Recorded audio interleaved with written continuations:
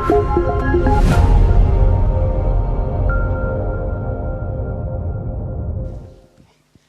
right, hello, my name is Corien van Broek, and I'm an English teacher, and I work at a Dutch secondary school called the Varenong College. And I've been asked to tell a little bit about a project I have done with TeCoLa. So here we go. The exchange that I did was with a German school. So there was an English-German teacher called Philip Glaser, and his students and my students, we worked together. There were 16 students that participated. There were 8 Dutch students and there were 8 German students, and they worked together in pairs. So there was 1 Dutch student linked to 1 German student. They were in the second year of secondary school, so they were around about 13, 14 years old. The level of English varied quite a bit, but on average, I would say it was B1, B2. And we used English as a pedagogical lingua franca, which basically meant that the focus wasn't on form, but it was on communicative skills. And an important thing to mention is that the students worked from home, so they did this project from their home computer and not at school, and I'll come back to why that was. So what did we do? We had 3 tasks. We designed 3 tasks, and the first task was basically exchange of information. So my students made a presentation about themselves and our school, and the German students did the same. Then they met up in Big Blue Button, the program that you just heard about. They showed each other the presentation, and they had to ask each other 2 or 3 questions. The second task that we designed was more of a compare and contrast. So they had to make a presentation about how Carnival is celebrated in our region, or in the German region, I'm sorry. And then again, they met up at Big Blue Button. They showed each other those presentations, and then they had to find 3 differences. And the last task was actually designed by the students, because the students told us that they felt that they didn't really know each other yet, and they would like to know more about each other.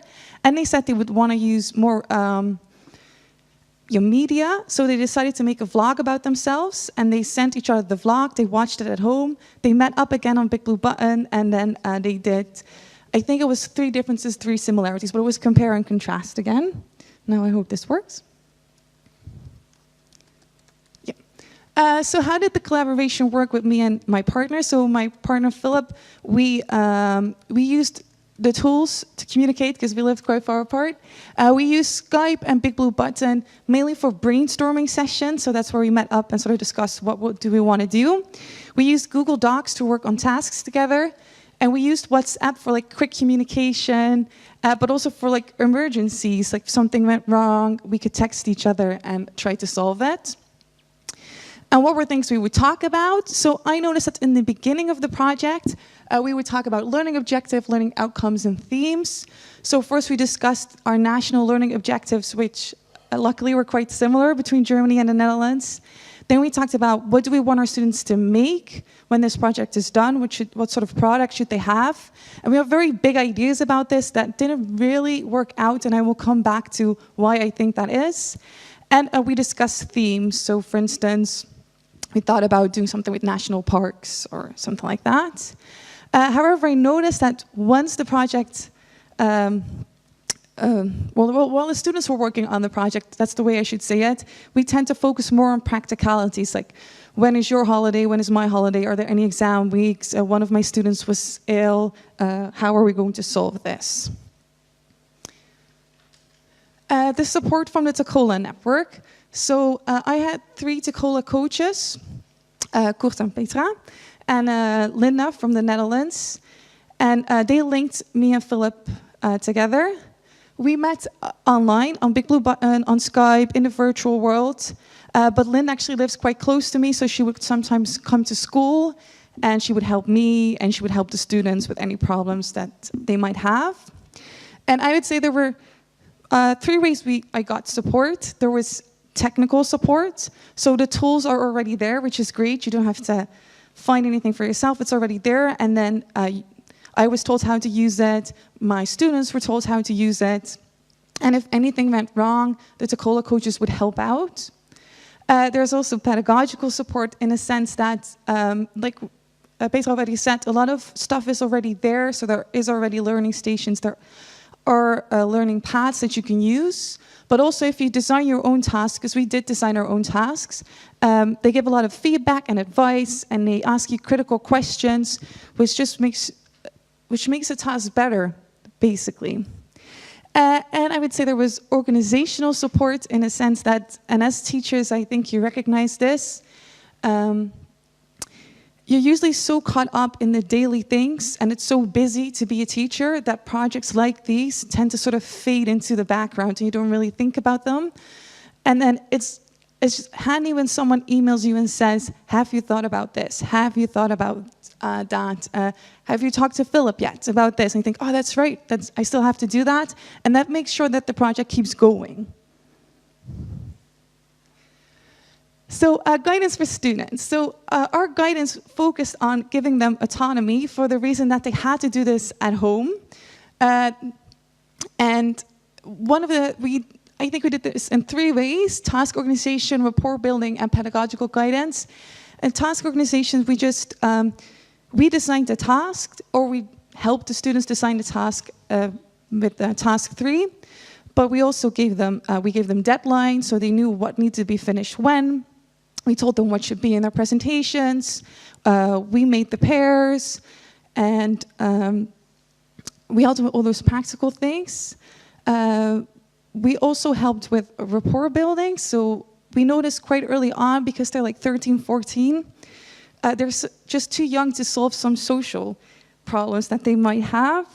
And one thing that we did, and that the students quite liked, was for the very first meeting, we were there on Big Blue Button with them, and we introduced them to each other to sort of break the ice. And other things that we did was just, I made sure I always texted my students, like, don't forget your appointment.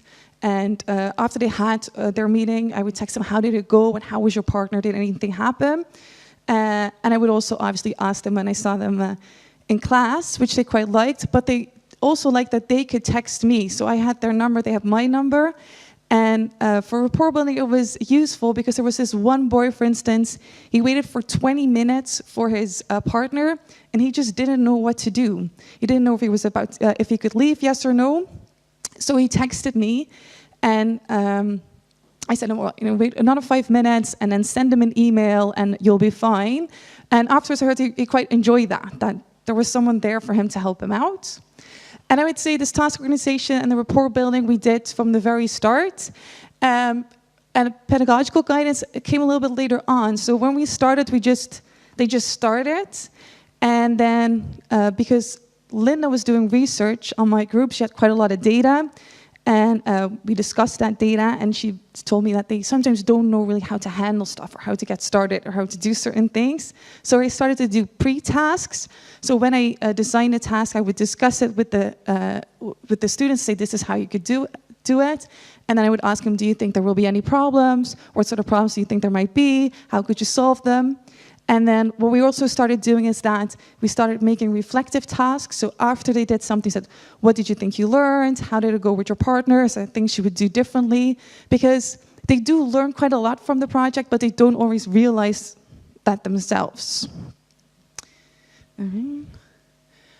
So challenges, we had technical challenges. I would say the biggest technical challenge was that the school computer network in Germany didn't support the project, which was the reason why our students had to do it at home, which turned out to be a blessing in disguise because they felt very much at home.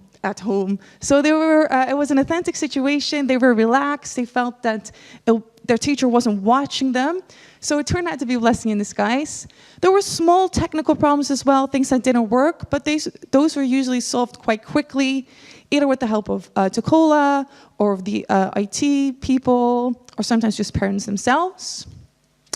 There were organizational difficulties for the students. So students they forgot meetings, and then they would have to reschedule a meeting. And first we told them that they were responsible for that themselves, but we soon found out that they weren't able to do that. They just couldn't get their diaries matched. So we helped them out again. We just said, tell me when you're available, and then I will ask the teacher when your partner is available. We had organizational difficulties as well. because we didn't have a clear time path before we started. So we made task 1, the students were finished with task 1, then we still had to design task 2, so we were constantly behind our own schedule. Another challenge for my students with conversational skills is they just really didn't know how to sort of keep a conversation going. And I found this out thanks to Linda again, who said that the students really liked the meetings, but they were also a bit awkward, because then they had given their presentation, they had done the assignment, and he said, oh, I would really wish I could stay and talk to this person, but I just don't know how. So in hindsight, if I would do the project now, I would start with a pre-task just about conversational skills. So how do you keep a conversation going? Another challenge that I thought was motivation, not necessarily for the students, because they were quite motivated, but I noticed as a teacher, you're not always, it's not always your fault that they're not motivated. So I had a student who was very motivated at the beginning, but her partner didn't show up for a few times in a row, and then she lost all motivation, and it was really difficult to sort of get her back on track again. So opportunities, I would say for the students, they learn from other cultures and they learn from each other, and they really enjoy that, especially the daily things, like that someone eats different things for breakfast. They found that very interesting. And although the German culture and the Dutch culture are quite similar, there were still like noticeable differences for them. Authentic communication. So my Dutch students knew that the German students didn't speak any Dutch, and my Dutch students weren't proficient enough in German to carry a conversation, so they knew they had to talk English, and they really started thinking about how to communicate with someone who doesn't speak your language.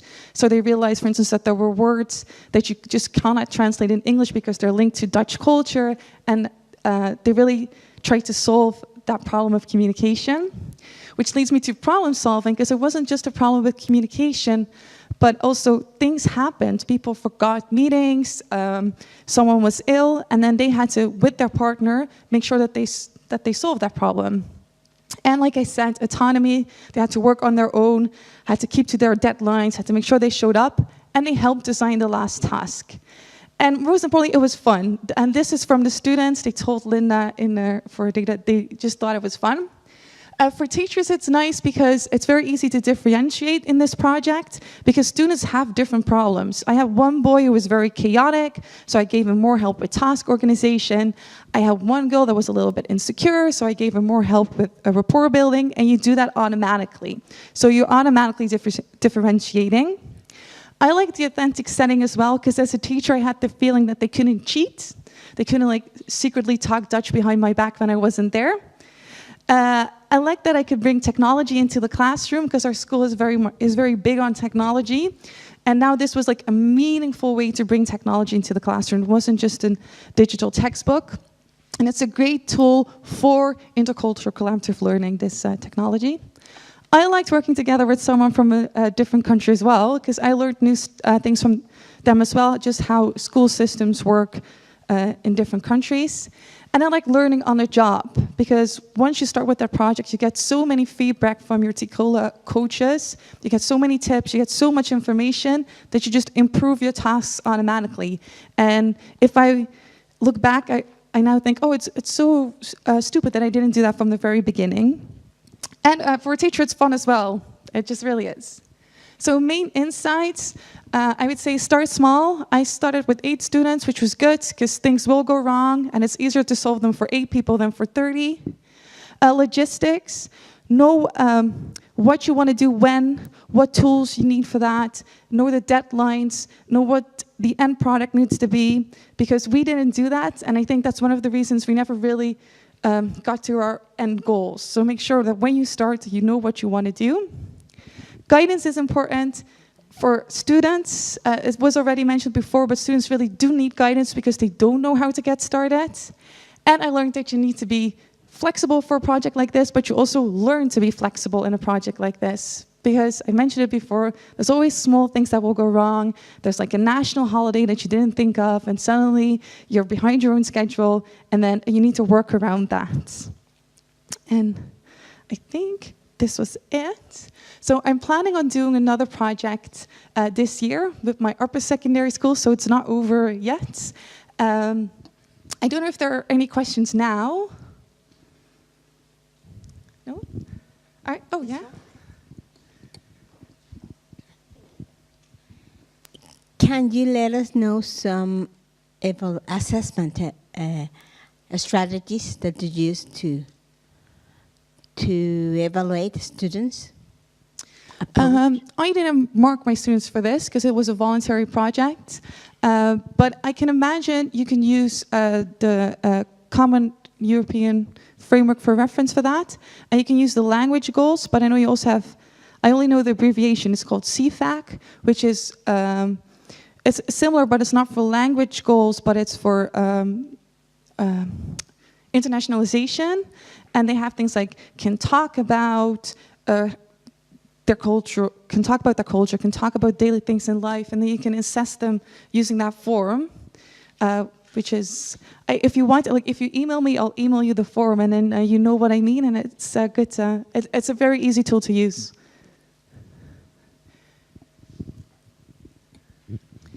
And that was very interesting, thank you. You said that you were working with a researcher who was following your project, who had a lot of data. How did they collect their data? Did they record the exchanges between students? Yeah, so the Big Blue Button meetings were recorded. My students were interviewed as well. So because the researchers lived quite close, she would visit the school and she would interview the students. To be honest, like if you do this, I do think you need permission from parents. We had like this permission form and parents agreed. And to be honest, it was quite useful for a teacher as well, because you don't have the time to ask those sort of questions. And when you get that data, you think, oh, this is what they want, this is what they need. So, and I think if you do join TeCoLa, you sort of get that automatically because there is so much research data that that is shared with you. So that was a big advantage. Anyone else? All right, then thank you for your attention. If there are any questions later on, feel free to email me and I'll get back to you.